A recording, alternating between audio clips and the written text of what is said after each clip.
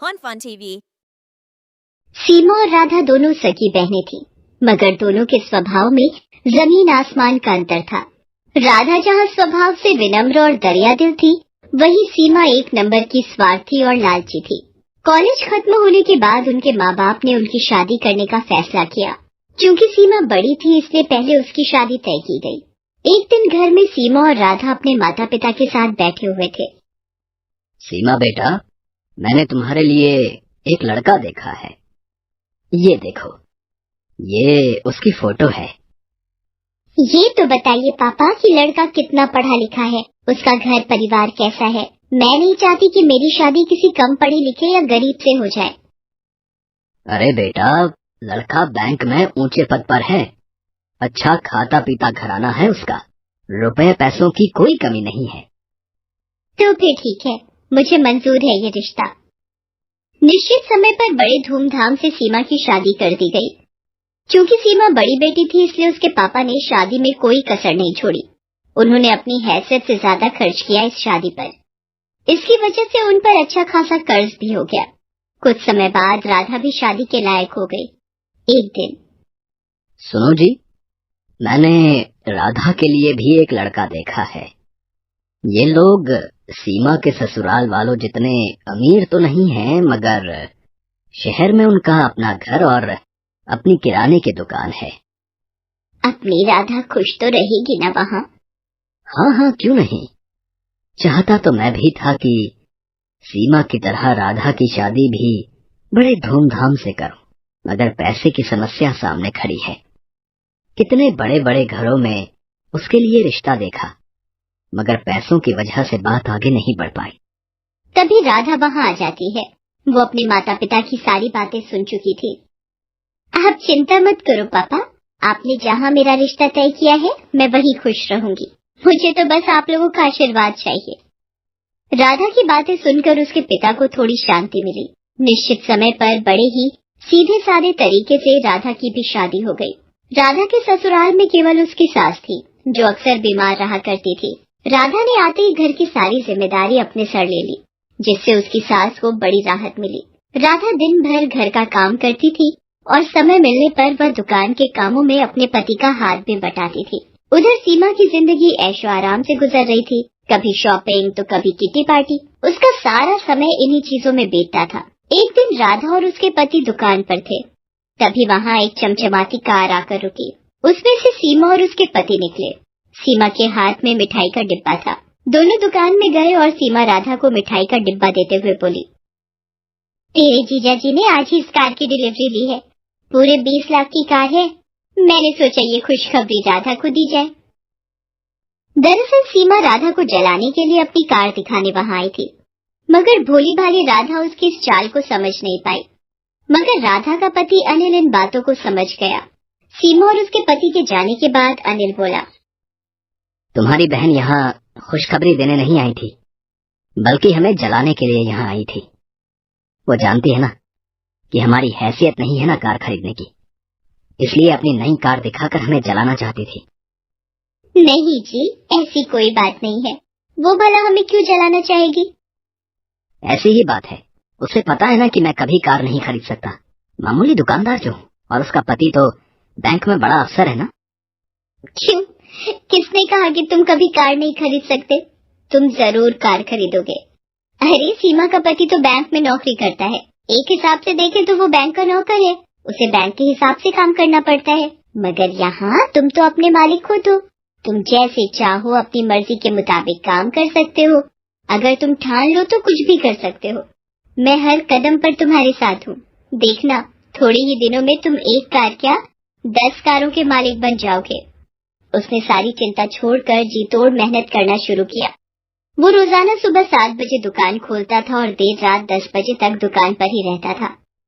दोपहर के बाद राधा भी उसका हाथ बटाने दुकान पर आ जाती थी। राधा और अनिल दोनों ही स्वभाव से कोमल थे। ग्राहकों से बड़ी ही विनम्रता से बात करते थे। इसका नतीजा ये होता था कि जो भी एक बार उनके यहाँ से सामान ले जाता, वो फिर बार बार वहीं आता था। ग्राहकों को कम दाम में अच्छा माल देने के लिए राधा और अनिल ने एक शानदार योजना बनाई। वो दुकान का सामान शहर के व्यापारियों से न खरीदकर सीधे दिल्ली और मुंबई जैसे बड़े शहरों से मंगाने लगे। इससे ग्राहकों को भी अच्छा सामान मिल जाता था और दुकान में मुनाफा भी ज्यादा होता था। इस तरह धीरे धीरे कुछ ही सालों में अनिल ने राधा के नाम से कई किराने, फल, सब्जियों और डेयरी उत्पादों की दुकानों का शुभारंभ किया और उनका नाम रखा राधा ग्रोसरी मार्ट।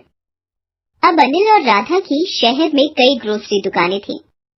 उनकी गिनती अब शहर के जाने माने और अमीर हस्तियों में होने लगी थी। राधा की सास तो खुशी से फूली नहीं समाती थी। वो सबसे कहती थी, अरे मेरी बहू तो साक्षात लक्ष्मी का रूप है। वो इस घर में आई और देखो घर को क्या से क्या बना दिया। साक्षात लक्ष्मी है मेरी बहू। मिट्टी को हाथ लगा दे तो सोना बन जाए। एक दिन अनिल नई कार लेकर घर आया। अरे फिर नई कार ले आए? मैं कुछ नहीं कर रहा। ये तो तुम्हारी बात ही सच हो रही है। कौन सी बात? अरे तुमने ही तो कहा था ना कि मैं एक नहीं 10 कारों का मालिक बनूंगा। लो उनमें से 7 तो आ गई, बस अब 3 और बची हैं। राधा खिलखिलाकर हंस दी। चलो इसी खुशी में तुम्हारी बहन के घर मिठाई दे आए। दोनों मिठाई लेकर सीमा के घर चले।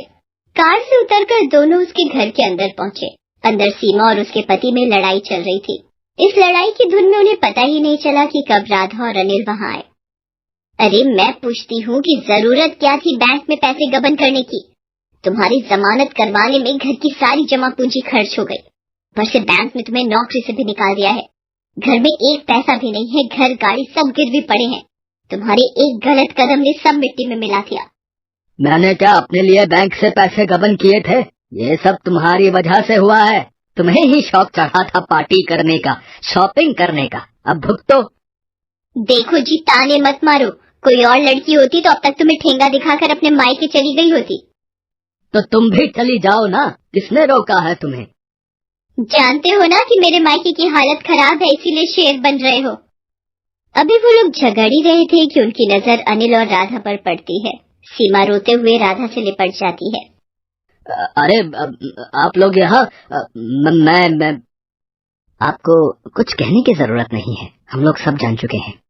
मैंने सुना है इस महीने आप एक नई ग्रोसरी स्टोर खोलने वाले हो।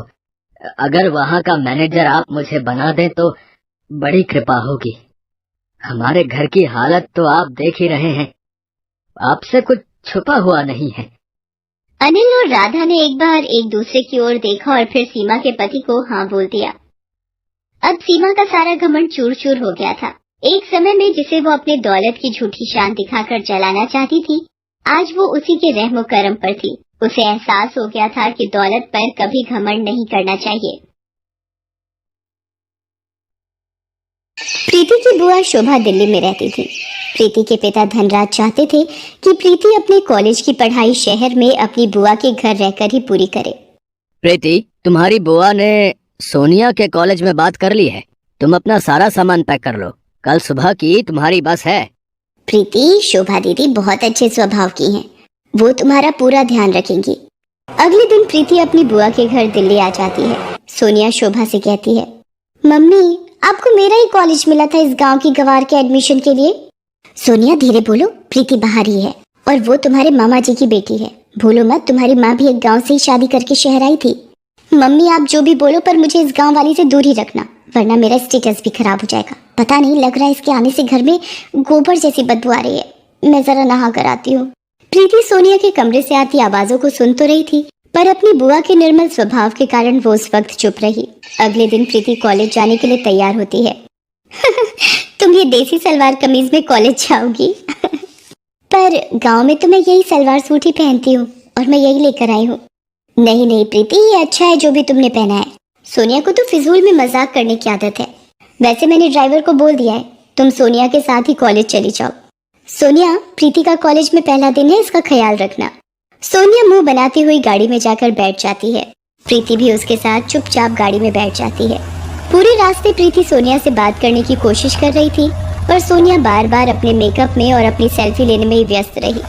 सोनिया कॉलेज आने से थोड़ी देर पहले ही ड्राइवर को गाड़ी रोकने के लिए कहती है, ड्राइवर गाड़ी रोको, प्रीति गाड़ी से नीचे उतरो। पर सोनिया मैडम, आपका कॉलेज तो अभी थोड़ा आगे है। ड्राइवर, तुमसे जितना कहा जा रहा है उतना सुना करो। और प्रीति, तुम यहाँ से कॉलेज अकेले जाओगी पैदल। मैं नहीं चाहती कि मेरी फ्रेंड्स तुम जैसी गांव की गवार को मेरे साथ गाड़ी से उतरते हुए देखें।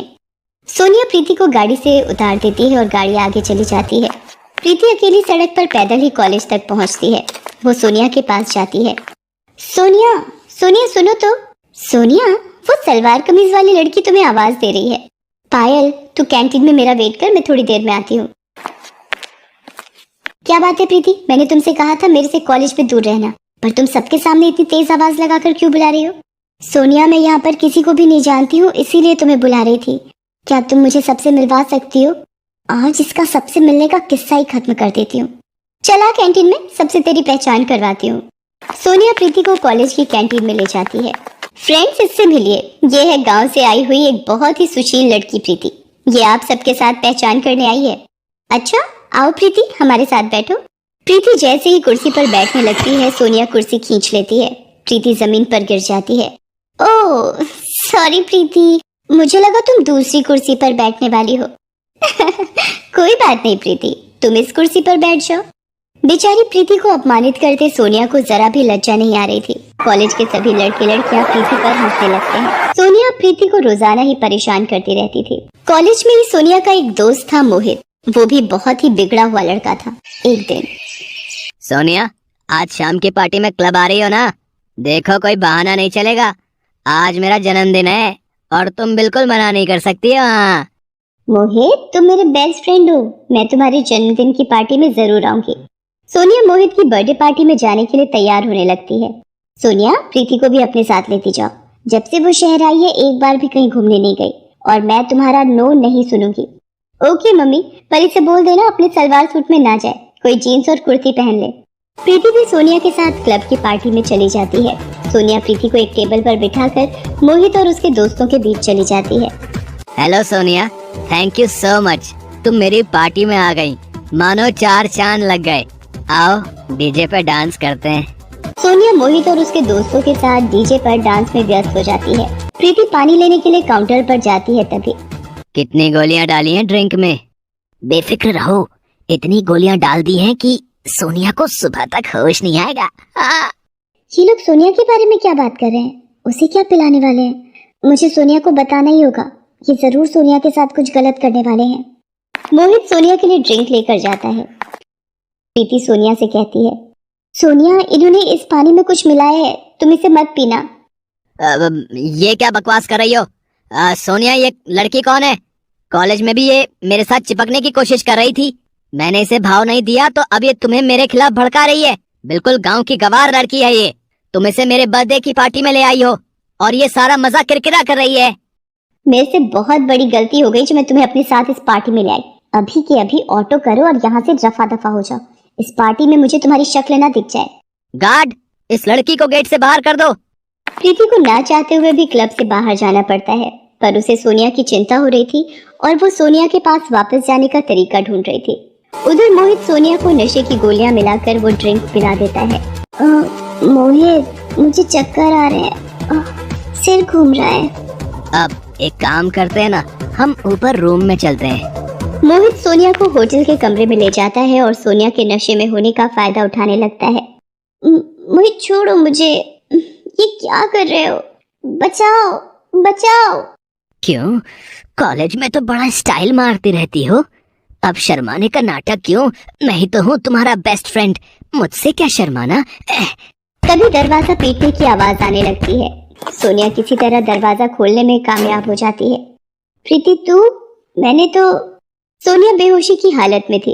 इतनी देर में शोभा भी होटल पहुंच जाती है। प्रीति ने शोभा को फोन कर दिया था और सारी बात बता दी थी। शोभा ने मैनेजर से फोन पर बात की और प्रीति को अंदर आने की इजाजत मिली। सर, इसी लड़के ने सोनिया को नशे वाला पानी पिलाया था। गार्ड, पकड़ लो इस लड़के को, हमारे होटल का नाम खराब करता है। तुझे तो मैं पुलिस के हवाले करूंगा। इंस्पेक्टर साहब, इस लड़के को यहाँ से ले जाइए। बड़े घर के बिगड़े साहबजादे हैं ये, जेल की हवा भी खानी जरूरी है। शोभा प्रीति के साथ सोनिया को घर ले आती है। अगली सुबह, प्रीति, मुझे माफ कर दो, मैंने हमेशा तुम्हारा अपमान किया। तुम गांव से आई हो ये कहकर हमेशा तुम्हारा मजाक बनाए, पर कल तुमने मेरी इज्जत बचाकर मेरे ऊपर बहुत बड़ा एहसान किया है। मुझे अपनी गलती का एहसास है। क्या तुम अपनी बहन को माफ कर दोगी? हाँ, एक शर्त पर माफ कर सकती हूँ।